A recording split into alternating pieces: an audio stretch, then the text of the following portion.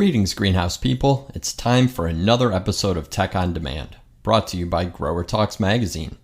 If you don't receive GrowerTalks and Green Profit every month, head over to GrowerTalks.com and subscribe.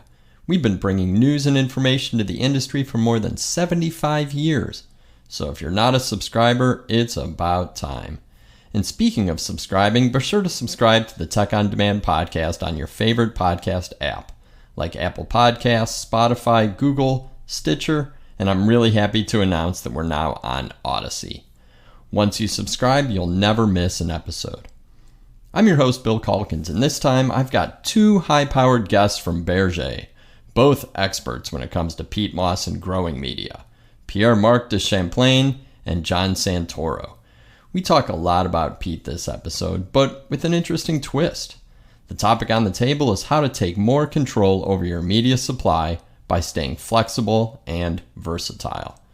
What you'll learn is why making the correct media selection can not only ease supply chain burdens, but also dial in your soil mix to deliver exactly what each crop needs at the right time.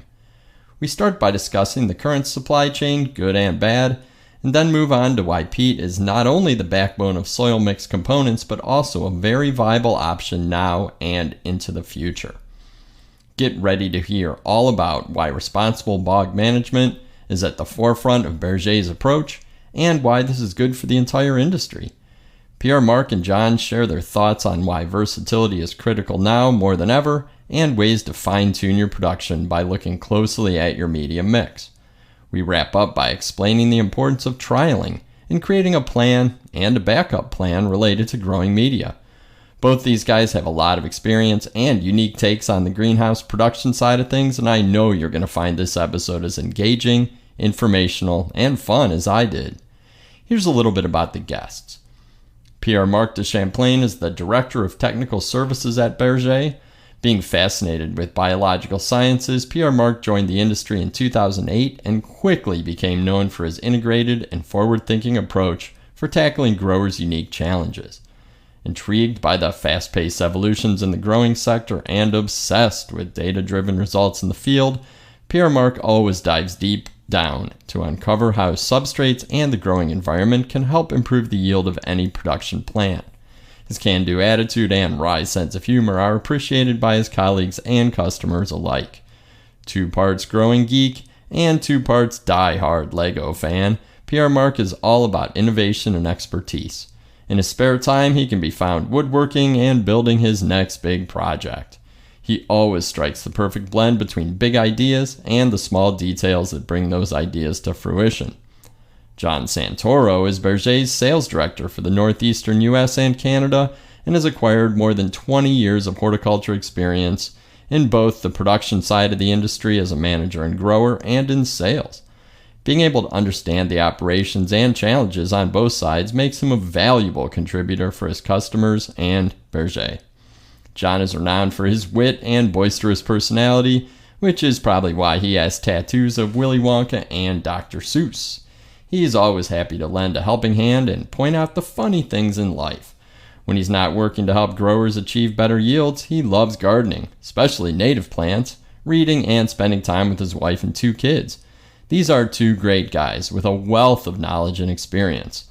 But enough about them.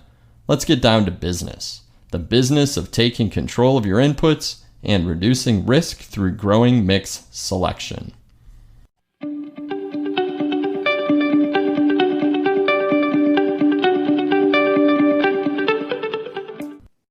Pierre-Marc and John, welcome to the podcast.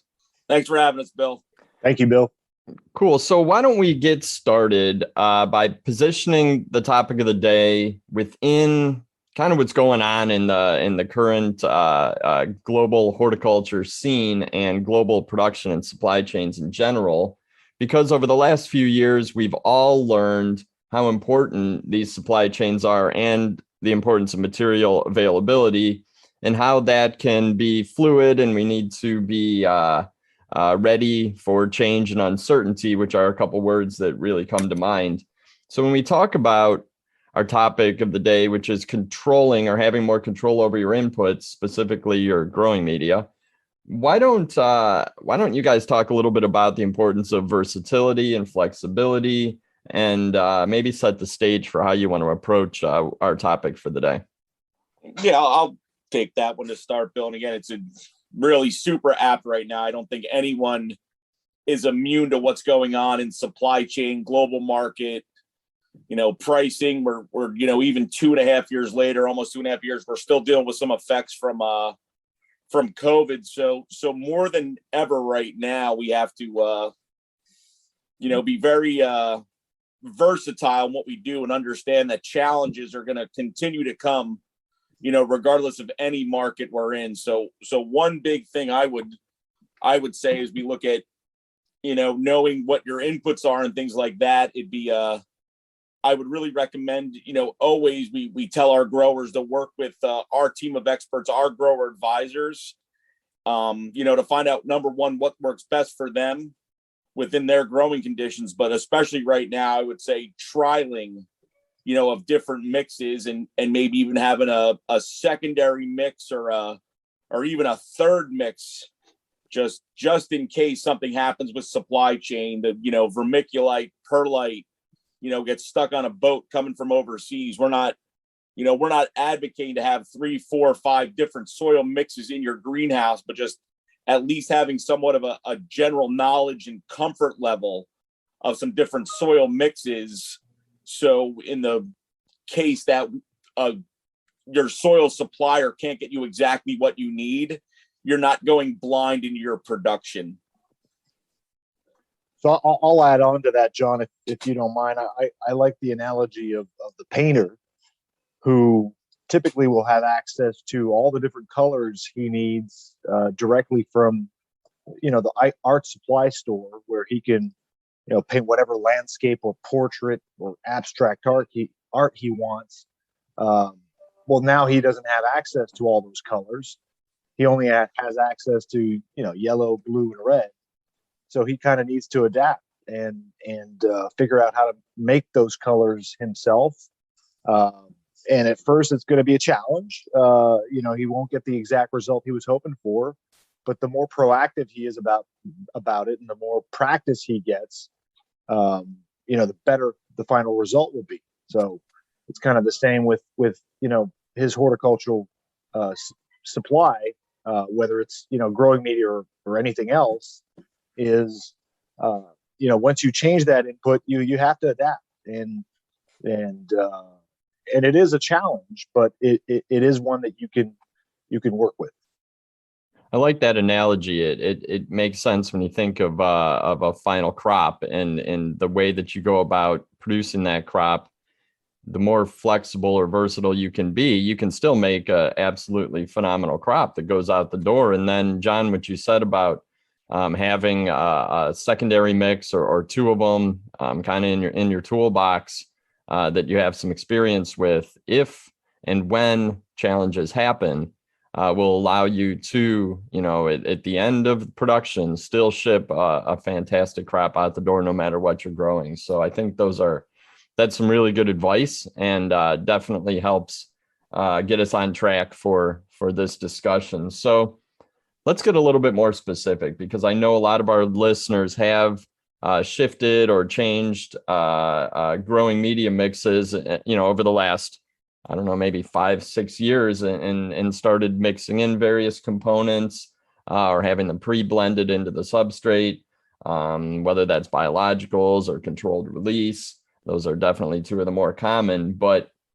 some of these shortages we were just talking about have left a lot of our listeners stuck without their custom blends. And so what are your thoughts on ways to work around this challenge? And, maybe there's actually a better way to approach mixing, bios or CRFs or whatever it is into your mix. Absolutely. I mean, obviously pre-blending those add-ons, if you will, into the growing media is super convenient. There's, for many reasons. I mean, having it ready to go and not having to have your labor actually apply it themselves. There are benefits to that, but what if you can't get that product included in your growing media due to supply chain issues or whatever else. Well, there aren't a million ways to get around that. Really, it really is, applying it yourself. But in fact, in many instances, that actually does improve the efficacy. If we look at CRFs, for example, there have been several studies that have shown that the best placement for the CRFs, in the container is not when it's blended into the growing media. There's going to be more runoff, if you will, more fertilizer runoff if it is blended in versus, for example, a dibbled application or a top dressing application. And I can refer studies done by Virginia Tech, studies done at the University of Florida as well on tropical ornamentals. I mean, there's plenty of studies that have shown that, and when you're applying it yourself in the greenhouse, you can actually adjust your rates. Certain crops will be heavy feeders, others, will be more sensitive to high ECs. And so you can adjust your application rates, put more on those heavy feeders, put less on the sensitive ones. And that's really going to help you optimize your production, but also reduce your overall cost because you're not using it at a higher rate where you don't really need it, where that fertilizer is just going to run off. Another big advantage of actually adding it yourself in the greenhouse is storage. Storage is a huge, huge problem with CRFs once they're included in growing media. At Berger, we try to keep the moisture content of our growing media as low as possible to ship soil and not ship water as much as possible, which makes sense. But with peat moss, it just has that capacity of retaining so much water that you're never able to completely eliminate the water that's present. And so the growing media, even the driest ones, will have humidity or moisture content rather of 40 above 40%, typically 43, 46. It can be as high as even 65% with some of our competitors, even higher than that I've seen. And CRFs will start releasing if you have moisture around them, but also if there's heat. And not all growers have a warehouse where they can store their soil. Most of it is stored outside. Sun's going to be hitting those bales, and that it's going to start releasing inevitably. And the longer you wait before you use it, the more it'll release. And in the current context, you want to secure your supply. Obviously you're going to try to get that soil delivered as early as possible. So if you've got CRF in there and it has started releasing because you've had it stored for a couple of months, you're going to have to flush your growing media before you start using to bring down the EC. And that's going to be not an ideal situation when your soil is basically saturated with water to start your production. The storage conundrum, if you will, the storage issue also applies to biologicals. I mean, in the case of biologicals, it's a little bit more tricky because having it blended in the soil, uniformly by the growing media supplier is actually more interesting than for CRFs in terms of having it spread evenly throughout the growing media would be helpful. And for biologicals, it's one of those where you do want it to be there from the get-go as early as possible because most of them are used as preventative measures for diseases. It's not really the type of product you're going to apply if you've got a huge issue that's going on, right? You want it there before to prevent that issue from getting out of hand. However, typically those products are repeat applications are required to have the full benefits of them. So you're going to have to reapply them regardless. But also there haven't really been a lot of studies done on the survival rates of those biologicals if they're pre-blended into the growing media. I mean, we've done some trials on our side at Berger and our R&D facilities to verify some of them, the most common ones. And yes, some of them do, have good, the populations stay relatively high during storage. But for others, I mean, we've seen those populations go down. It really depends on the storage conditions. We're talking about living organisms. Are they going to, activate earlier than what they were, when they're supposed to, which is during production. And if they do activate, or if they do come out of their dormancy during storage, are they going to survive the rest of the storage period and be working once you use them in the greenhouse? I mean, as I said, there hasn't been a whole bunch of studies on that. Peat isn't sterile. It has its own microflora. The big advantage of peat is that microflora doesn't contain any pathogens. I'm not going to get into the why of the thing because it's going to take a lot longer for a podcast. But basically, the environment where it grows isn't conducive to those pathogens, so it's just pathogen free. And one of the reasons why it's one of the main ingredients used for growing media. How does the native microflora of the peat interact with these biologicals? During storage, during production. I mean, there's just, it's a super interesting. How can I say this? Field, if you will. Probably not the right term here, but there's still a lot of research left to be done.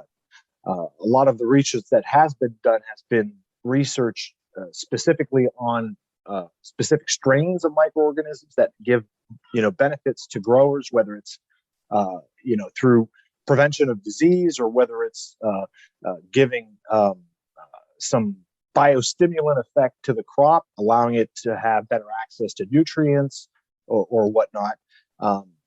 But not a lot of studies have been done on the complete ecosystem, if you will, of microorganisms within the soil. So we still need to do a lot of research before we're knowledgeable as to what those interactions will be. A good example, mycorrhizae, I think, for certain applications, mycorrhizae, I mean, it has clear benefits. One of them being when you transplant whatever plant it is in the soil, and if it does have mycorrhizae included, that'll help the plant thrive once it's been transplanted, because it'll have better access to phosphorus, it'll have better access to water, kind of an extension to the root system. Well, those really aren't super important when you're in a greenhouse production. So for growers that do want to apply mycorrhizae because they do want to give that benefit to the end user, because let's be honest, that's who's going to have the benefit from the mycorrhizae mainly. Well, I mean, when you think about it, the best time to apply the mycorrhizae is shortly before the crops are shipped out, because that's when you're certain that those populations will be present when the crops are transplanted into the soil. At least it gives you the best chance of that happening. No, I think that, you started that, and that was a lot of information, but you started it by explaining that the reason why many of our listeners are going with a pre-blended custom mix is for convenience. But then came the rest of the story, which was basically that you can be much more targeted in your approach. You're going to reduce the runoff and increase the efficacy of the products that you're blending in. We don't know exactly how biologicals work within that media ecosystem. And then especially when it comes to CRFs, the research shows that actually top dressing and doing some of that mixing yourself is actually more beneficial to the crop. So, a lot of times we look for convenience in the greenhouse, certainly because of the cost of labor and efficiency and all sorts of different reasons. But perhaps taking a different approach will be more beneficial to the crop and probably save you money in the long run. So I appreciate all that information. I think that's going to be some good info for all the listeners to digest and really talk through with their management team when they look at their media strategy moving forward. Not saying that the custom and pre-blends are the wrong way to go, but maybe there are ways that you can improve your production by kind of going back and using some of that time to blend on your own or add in those components after the fact. Absolutely. So let's address, kind of the big topic in the room at a lot of conferences and a lot of discussions I hear, really globally and within North America, which is peat. I think with the demand up and supply either down or challenged or having hiccups, first off, is peat still a viable option for growers in North America? Pretty sure I know your answer to that. And what about alternative materials I hear so much about? We read articles, we're writing articles in Grower Talks, we're hearing discussions at conferences about coir and wood fiber and all sorts of media components that are being added in for all sorts of, good reasons. Who wants to comment on this and take kind of a higher level industry perspective and then maybe bring it down to what Berger's approach is to this topic? Yeah, great. So I'll jump in on this one, Bill. And it's a great, question, as we've seen in the last, many years. And again, probably since the start of COVID, the demand for floriculture, horticulture mixes is up. People are staying home more, consuming and buying more plant material for their gardens. That's number one. We've also seen the rise in, indoor farming, leafy greens, greenhouse vegetables, cannabis that has demands for a lot of soil. But I want to dispel any rumors right now that peat is still the most viable resource to me. The best component in all soil mixes. It's abundant in Canada. I believe in Pierre-Marc, correct me if I'm wrong. Even with all the peat that's been harvested since the beginning of time, I believe it's less than 2% of all available peatland in Canada has even been touched right now. So it's a very, very small amount. But yeah, it is a John, if I may really quickly, the total amount of peat harvested each year by all companies together that harvest peat for horticultural purposes, because that's the only real purpose where that peat is harvested in Canada. That total amount is less than what accumulates each year, much less. It's a fraction. Great. Thank you for that. No, thank you for that, Pierre-Marc. I always appreciate the clarity on it. So again, peat, most viable resource. Again, if you look at the majority of soil mixes, peat still continues to be the highest percentage. So we really call it the backbone of all professional mixes. Coir and wood fiber, both great products. Berger uses them in some of our soil mixes, but just like anything else, they all, everything has their pros and cons, their goods and their challenges. With coir, again, it goes back to supply chain. Coir is mainly India, Sri Lanka, Dominican Republic, places like that, where even to get it to the US, it has to come on a boat. So you're dealing with those challenges. You're dealing with the price fluctuations for not knowing what it's going to cost when the container is landed. And, with wood fiber, again, great product. Berger has some wonderful mixes that incorporate wood fiber. But what we've really found at Berger with our own in-house R&D trials and at some other growers is that when you get above that really 30% of your soil mix with wood fiber, you can still grow in it. Absolutely. You can still grow a good crop, but your fertilizer practices and a lot of what you do in the greenhouse is, to me, slightly more than what I would say a minor change to crop production. And you're dealing with a lot more major changes with that, due to buffering capacity, dry down and moisture rates and all that. So, but again, both great products. I don't want to, take anything away from them. And then really, as we dial in, what is Berger's approach? So Berger has an R&D facility where we're constantly evaluating different soil mixes. We're trying to look at soil mixes right now that have less peat in them, to help, stretch and maintain our resource for the foreseeable future, but still delivering the same crop quality. We also have one department that their only metric for success is maintaining a 50-year supply of peat for Berger. So again, that's all they do. And then certainly, again, as we look to the future, we call it, what is the next component or aggregate that, no one is using right now that could make an impact on the industry.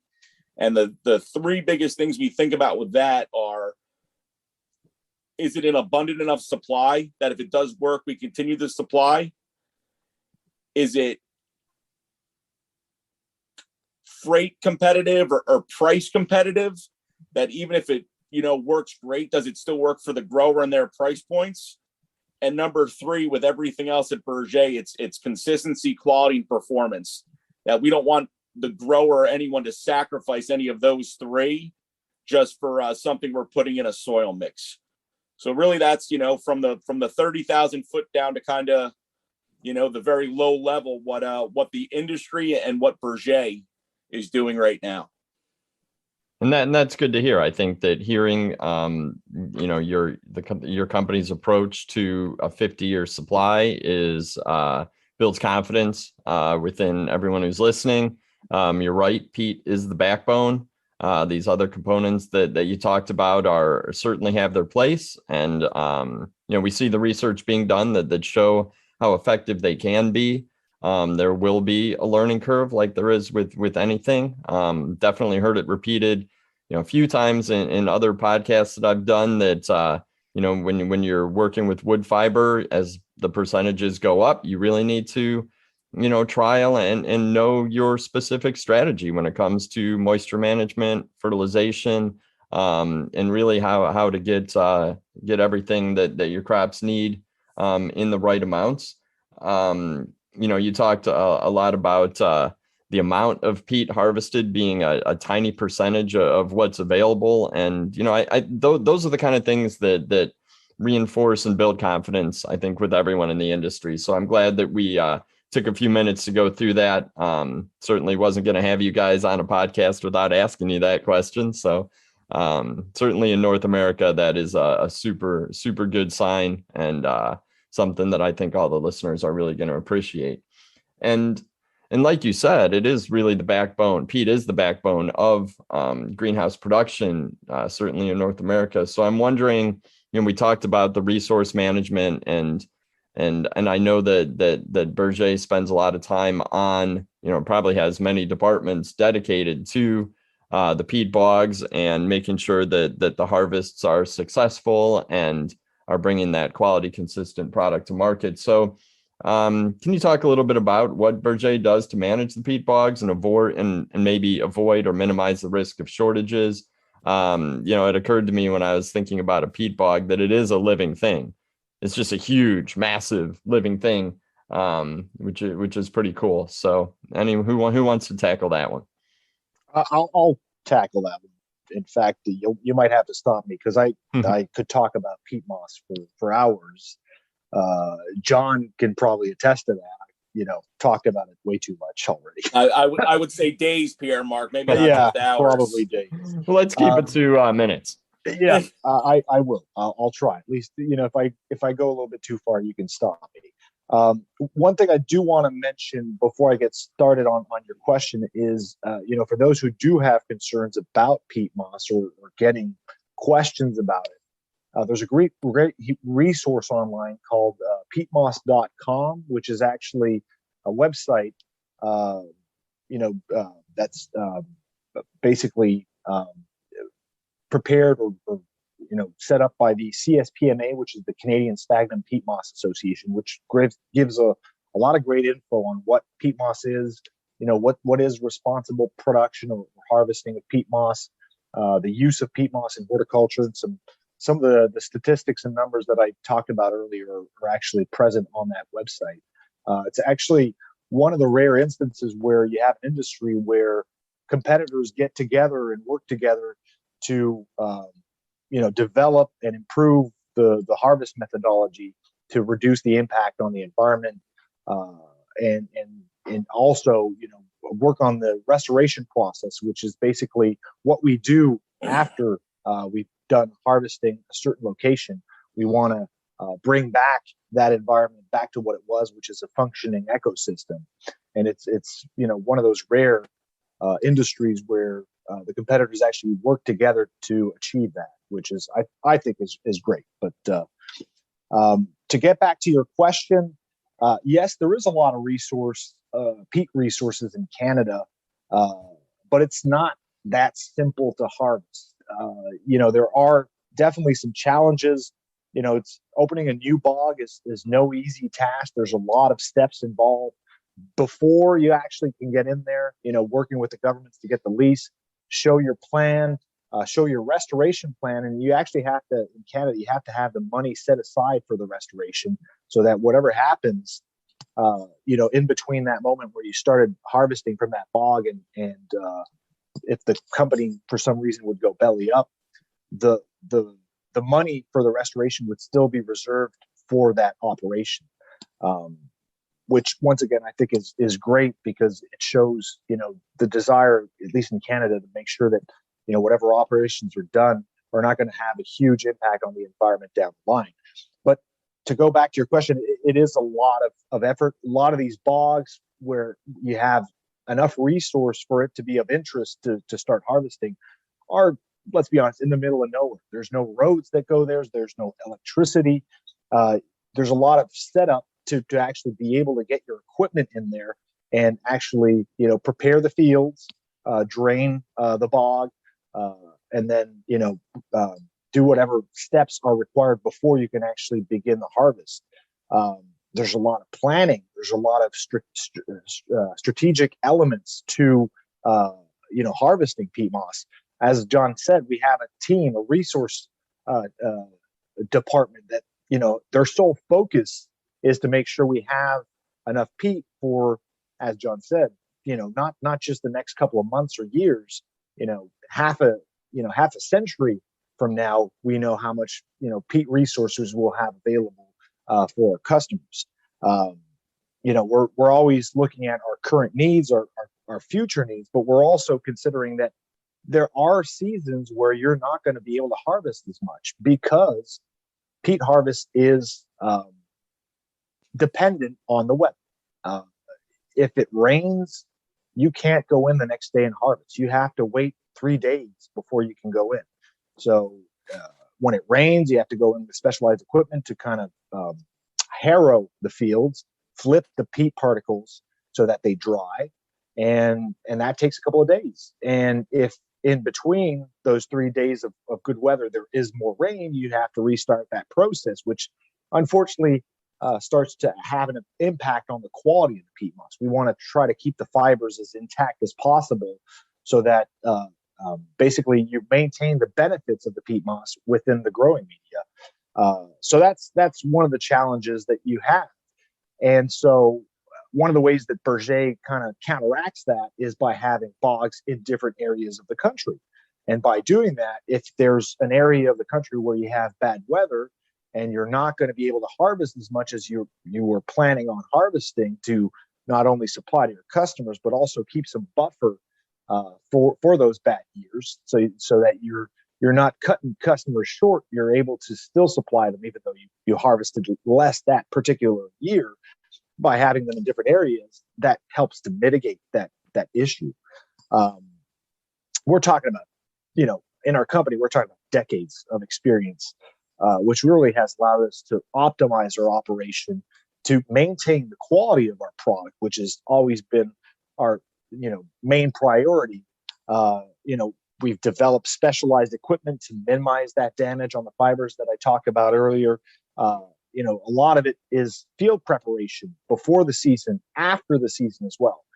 By actually not stopping, once you can't really, the weather's, it's getting too cold, you can't go in and harvest anymore because the peat isn't drying. A lot of companies stop right then and there, close shop and say goodbye till next year, at least in terms of the harvest operations.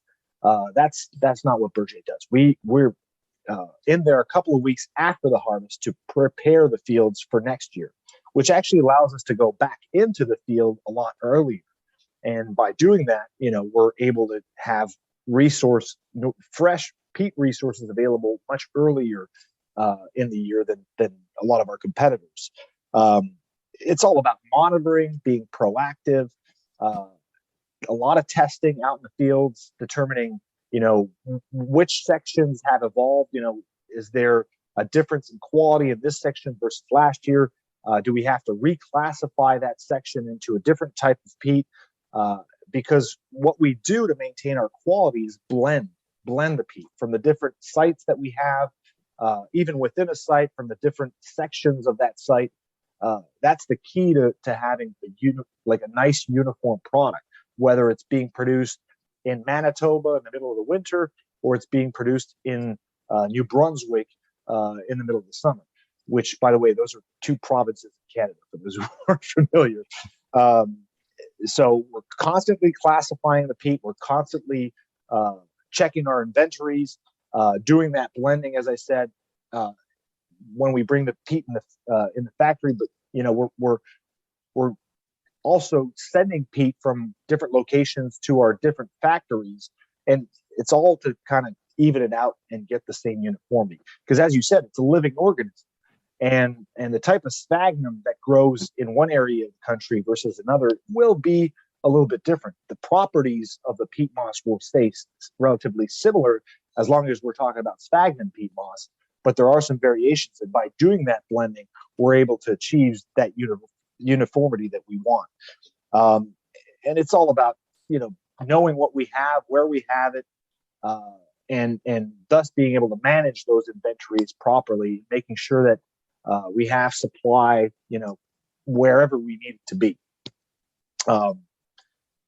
Another thing that we do to kind of help make sure that we have that resources for a long period of time is phased bog opening. So we know exactly what types of blends we'll need to make our growing media, and so we'll open our bogs accordingly. So we're not just going to go in to a new bog and open bar.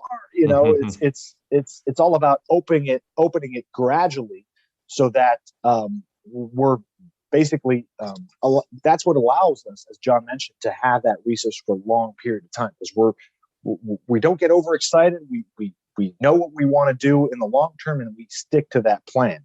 And I think I've already talked enough about peat. So it's really fascinating to think about the research that goes in, the fact that the money has to be set aside for restoration, the fact that you are managing multiple bog locations and not just, digging peat, baling it and sending it out. There's a lot that goes into the blending in order to get that consistency and reliability. It's I love hearing that the resources are abundant. I'm going to put a link to peatmoss.com in the show notes and check it out myself. That's great that the industry works together in Canada to make sure that the data is there to back up the claims of the fact that this is a viable resource. And man, I can't imagine how important that department is in your company to opening a new bog and putting in all that infrastructure that's needed before you go in and start harvesting. That's great. And you guys are really to be commended for that.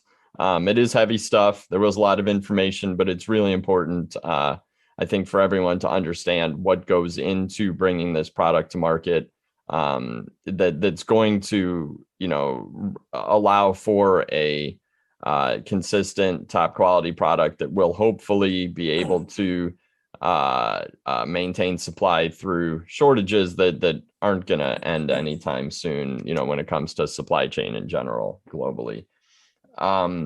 Let's move on a little bit to, put some of this into action about how the listeners can increase their versatility in relation to media mixes, and not only take back some of the control that we all feel we've lost in the last few years in supply chain, but also fine-tune production on specific crops.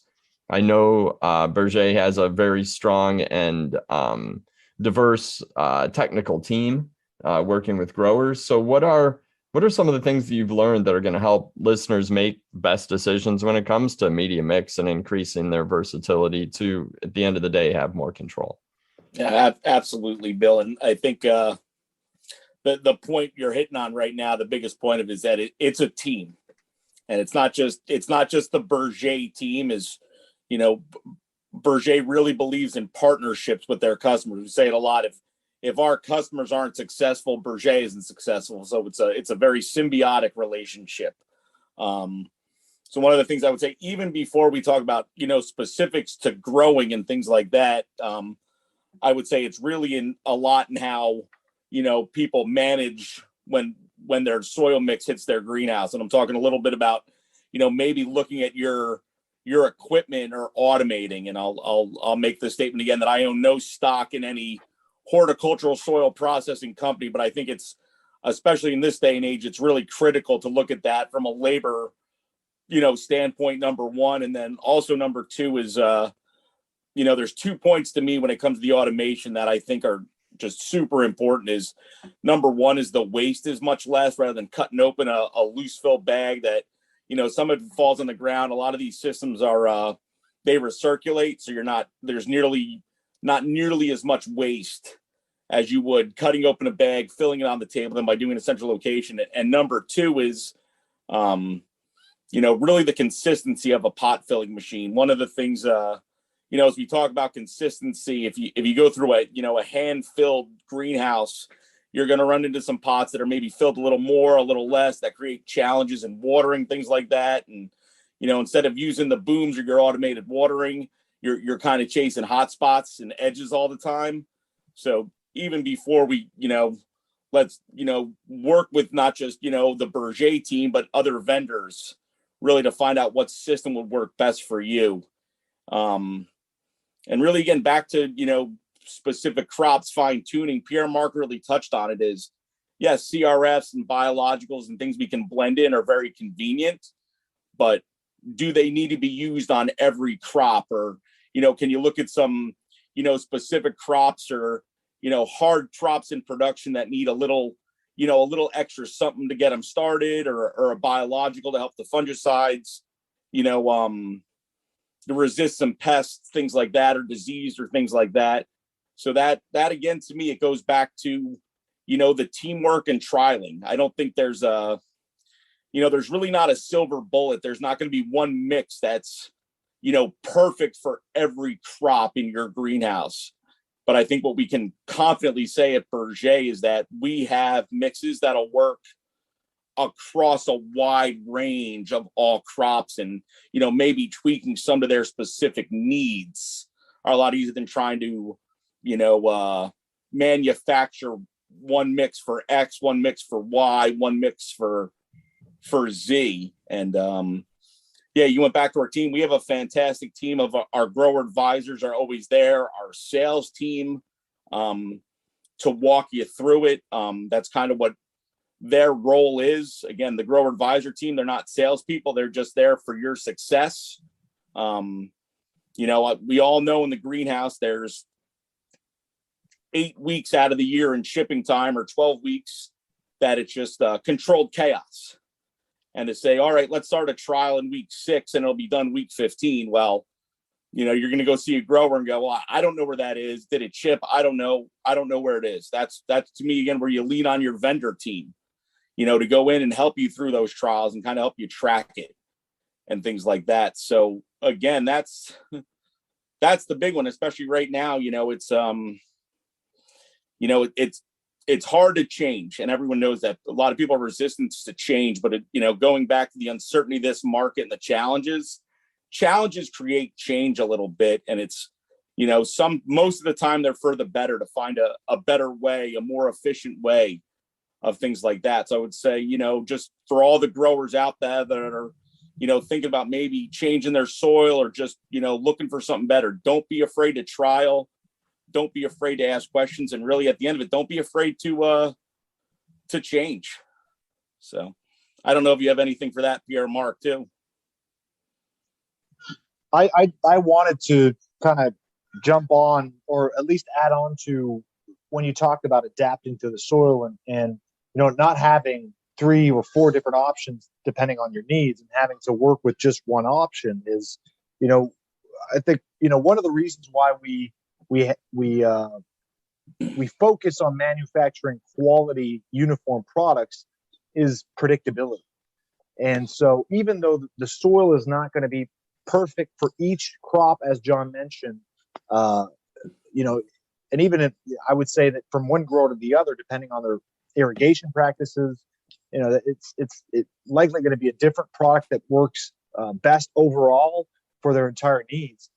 But that predictability and knowing, exactly how your soil's going to react to irrigations and fertilizations and whatnot is a great benefit. If you don't have that uniformity, it just adds an extra curveball that you're going to have to deal with in the greenhouse. Are you going to have to segregate this section because it's holding on to water a little bit more because for some reason the growing media in that section of the particle size is smaller? When you've got good quality soil, when you've got good quality control for that soil production, it stays always within the same kind of range of physical and chemical characteristics, which makes it so much easier to manage. Yes, you'll have to adapt from one crop to the other, but you'll know how you need to adapt.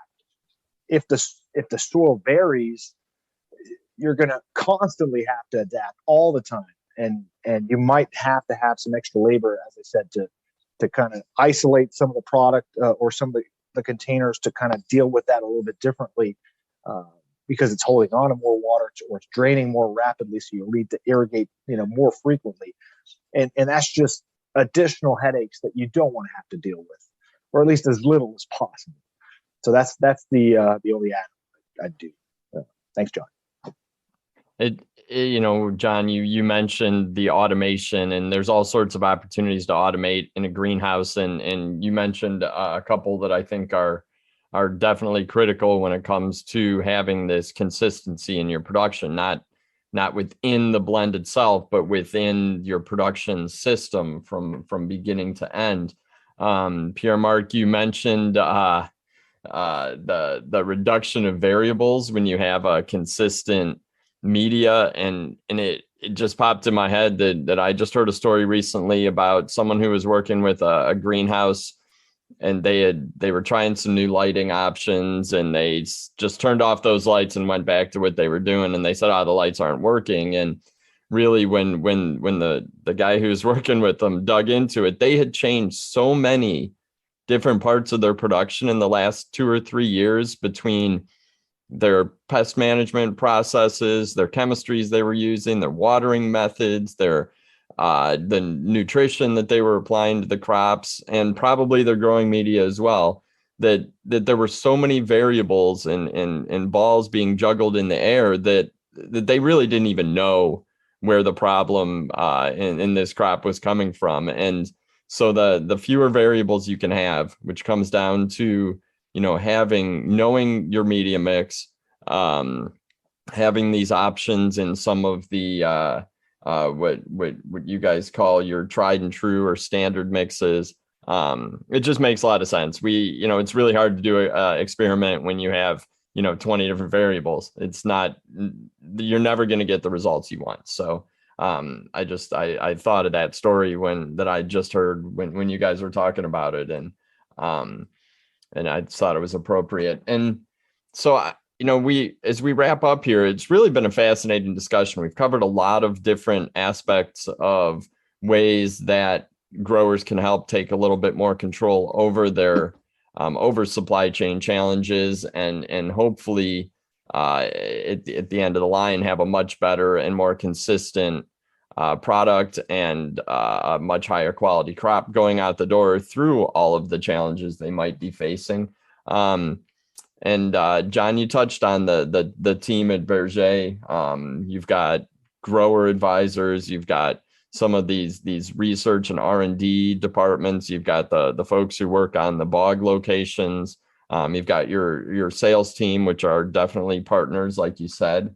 And I think before we wrap up, can you just talk, one of you just talk a little bit about how the team at Berger works with growers to fine tune some of these production strategies and make, growing media mixes easier, because I think, that's obviously what you want to do, is you want to take some of that burden off of the growers. And it's really fun to talk to experts in this, because I think, I learn something every time. So Why don't you talk a little bit about your team, and maybe one of you can share some ways our listeners can learn more about Berger and reach out and contact you for some help and assistance and support. John, you're good if I take this one? Absolutely, sir.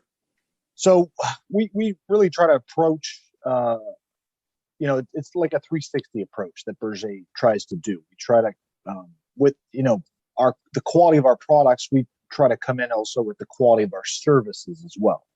And so we've got different services at Berger that can help. John talked a little bit about automation and equipment. Well, we do have a team that can help not only set up select the right equipment, but also fine tune that equipment so that, for example, if it's a potting line, making sure that you're not compressing the soil too much in the containers, or you're not damaging the fibers too much throughout the process of basically decompressing the bales of growing media and then adjusting the moisture content, because that's super important. A lot of times that's forgotten, but it's super important to make sure that you have the right structure, but it also has the advantage, peat moss will actually swell with the addition of water. So you're actually gaining volume as to what you had purchased.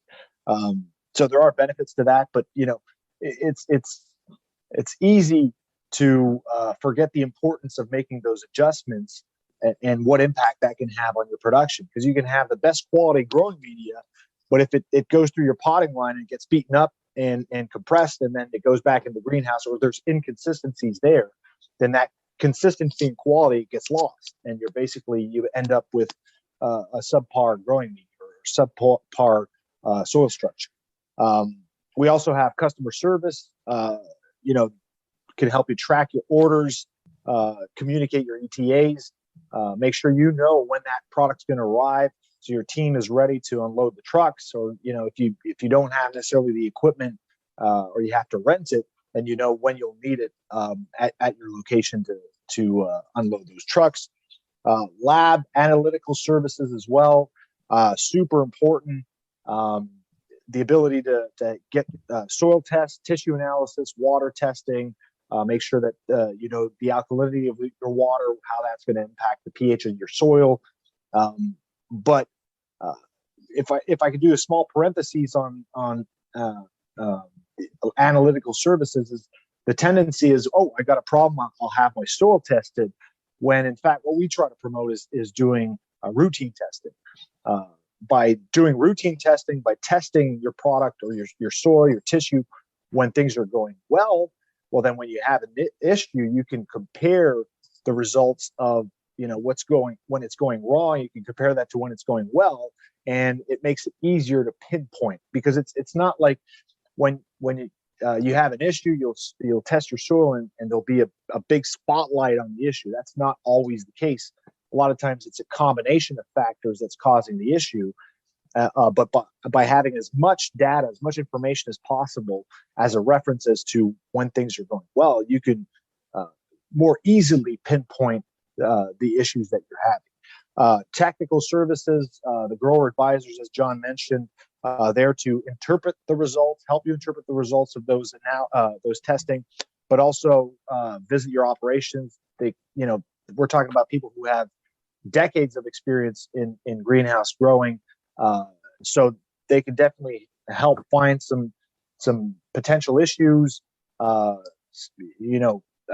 maybe help you improve some of your practices, but also, as John mentioned, help follow trials, which are, that controlled chaos can sometimes be a little bit uncontrolled, and it's easy to lose track, because that's not your priority. Your priority is making sure that your operations are running smoothly, and that you're going to have quality products that you're going to be shipping out to the box stores or whatnot. So if you're running out of time, the first thing that's going to drop off your schedule is following those trials. So they can help you with that and making sure that basically they do that job for you, and also making sure that you're looking at what you need to be looking at when you're running these trials. It's a team. It is teamwork for those grower advisors. We have grower advisors associated to specific geographic territories, but they have weekly meetings together, just to basically exchange, and I guess, take advantage of each's expertise. And so if we have a grower advisor in the East that's running some, having some issues with a customer, or rather one of his customers is having an issue with a given crop, but the grower advisor in another territory is more knowledgeable on that, we'll work together to find a solution. So it's not just, you don't have access to just one person, you have access to a team of experts. And one thing I'll add to the sales team, we've been lucky enough to hire very knowledgeable sales staff. We're not hiring salesmen, we're hiring basically former growers, people who've worked in the industry, that have sales aptitude. I would say it that way. So they do have a huge technical background, hort degrees, former growers. So even then, they bring a lot to the table. So and all these teams work together just to, as John said, make sure that our customers are successful.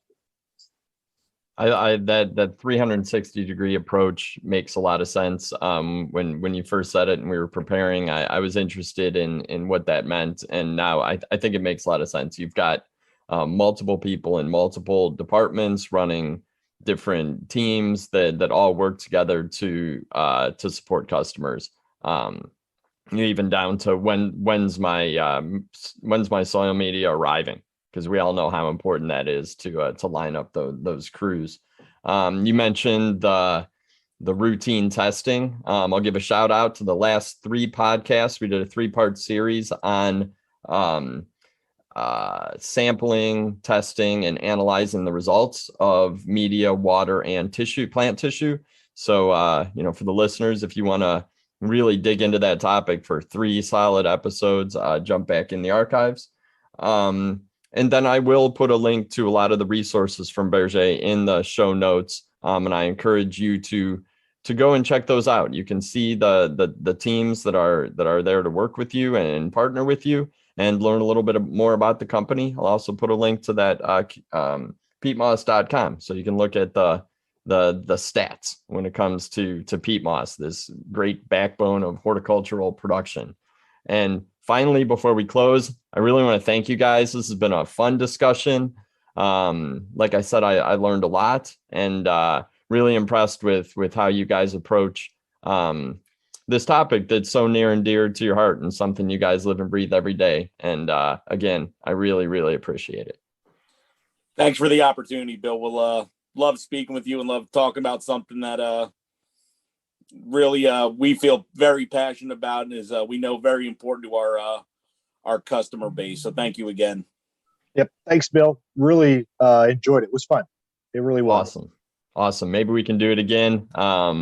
I'm sure there's more that you guys left on the table that we can talk about in the future. I'm Bill Calkins with Tech on Demand, brought to you by GrowerTalks, and on behalf of Pierre-Marc and John and the entire team at Berger, have a fantastic season.